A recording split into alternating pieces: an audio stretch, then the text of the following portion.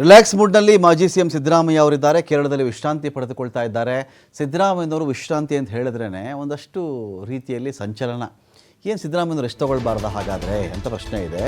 ಯಾಕೆ ಈ ವಿಷಯ ಬಂತು ಅಂದರೆ, ಸಿದ್ದರಾಮಯ್ಯನವರು JDS ಅಥವಾ ಕಾಂಗ್ರೆಸ್ ಅಥವಾ JDS ಹಿಂದೆ ಮೈತ್ರಿ ಸರ್ಕಾರ ಮಾಡಿಕೊಂಡಿದ್ರು. ಆಗ ಸಿದ್ದರಾಮಯ್ಯನವರು ಧರ್ಮಸ್ಥಳದ ಬಳಿಯ ಶಾಂತಿವನದಲ್ಲಿ ವಿಶ್ರಾಂತಿಯಲ್ಲಿದ್ದರಲ್ಲ, ಸರ್ಕಾರವೇ ಬಿದ್ದು ಹೋಯಿತು. ಸರ್ಕಾರ ಬೀಳಿಸ್ಬಿಟ್ಟಿದ್ರು ಅವತ್ತಿಗೆ.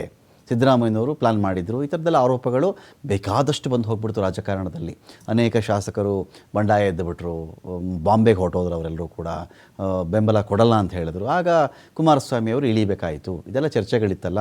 ಈಗ ಸಿದ್ದರಾಮಯ್ಯನವರು ಇದೆಲ್ಲ ಬೆಳವಣಿಗೆಗಳಾದಮೇಲೆ ಮೊನ್ನೆ ಕೂಡ KPCC ಅಧ್ಯಕ್ಷರು ಪದಗ್ರಹಣ ಮಾಡಬೇಕಾದ್ರೆ ನನ್ನನ್ನು ಇನ್ಮೇಲೆ ಕಟ್ಟ ಕಡೆಯ ಭಾಷಣಕಾರನನ್ನಾಗಿ ಕರಿಬೇಡ್ರಪ್ಪ, ನಾನು ಲಾಸ್ಟ್ ಭಾಷಣ ಮಾಡುವನನ್ನಾಗಿ ನನ್ನ ನಿಗದಿ ಮಾಡಬೇಡಿ ಅಂತ ಬಹಿರಂಗವಾಗಿ ಹೇಳಿಬಿಟ್ಟಿದ್ದರು.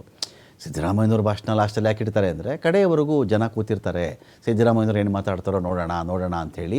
ಇದಾದ ಮೇಲೆ ಸಿದ್ದರಾಮಯ್ಯನವ್ರ ವಿಚಾರದಲ್ಲಿ ಬಂದಂಥ ನೆಕ್ಸ್ಟ್ ಸುದ್ದಿ ಯಾವುದು ಅಂದರೆ, ಜಾರ್ಜ್ ಅವರ ಒಂದು ಮನೆ ಇದೆ ಕೊಚ್ಚಿನಲ್ಲಿ. ಅಲ್ಲಿ ಸಿದ್ದರಾಮಯ್ಯನವ್ರು ಹೋಗಿ ಒಂದು 3-4 ದಿನ ರಿಲ್ಯಾಕ್ಸ್ ಮಾಡ್ತಾರಂತೆ ಅಂತ ಹೇಳಿ ಬಂತು. ಇದೀಗ ಜಾರ್ಜ್ ಅವರ ಫಾರ್ಮ್ ಹೌಸಲ್ಲಿ ಫುಲ್ ರಿಲ್ಯಾಕ್ಸ್ ಮಾಡ್ತಾ ಇದ್ದಾರೆ ಸಿದ್ದರಾಮಯ್ಯನವರು.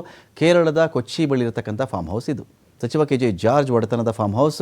ರಾಜಕೀಯ ಜಂಜಾಟಗಳನ್ನು ಮರೆತು ಫುಲ್ ರಿಲ್ಯಾಕ್ಸ್ ಮೂಡ್ನಲ್ಲಿದ್ದಾರೆ ಸಿದ್ದರಾಮಯ್ಯ ಅವರು. ನಿನ್ನೆ ಆಪ್ತರೊಂದಿಗೆ ಕೇರಳಕ್ಕೆ ಹೋಗಿದ್ದಿದ್ದು ಸಿದ್ದರಾಮಯ್ಯ. ಇವತ್ತು ಮತ್ತು ನಾಳೆ ರೆಸಾರ್ಟ್ನಲ್ಲಿಯೇ ವಿಶ್ರಾಂತಿ ಪಡೆದುಕೊಳ್ಳಿದ್ದಾರೆ. ಮಾಜಿ ಸಚಿವರಾದ ಮಹದೇವಪ್ಪ, K ವೆಂಕಟೇಶ್, ಪೊನ್ನಣ್ಣ, ಹಂಪನಗೌಡ ಜೊತೆಗೆ ತೆರಳಿರೋದು ಸಿದ್ದರಾಮಯ್ಯನವರು. ಕೇರಳದಲ್ಲಿ ಕುಳಿತು ರಾಜಕೀಯದ ಬಗ್ಗೆ ಪ್ಲಾನ್ ಮಾಡ್ತಾ ಇದ್ದಾರಾ, ಇಲ್ಲ ಸ್ವಲ್ಪ ರಿಲ್ಯಾಕ್ಸ್ ಮಾಡ್ತಿದ್ದಾರಾ ಗೊತ್ತಿಲ್ಲ.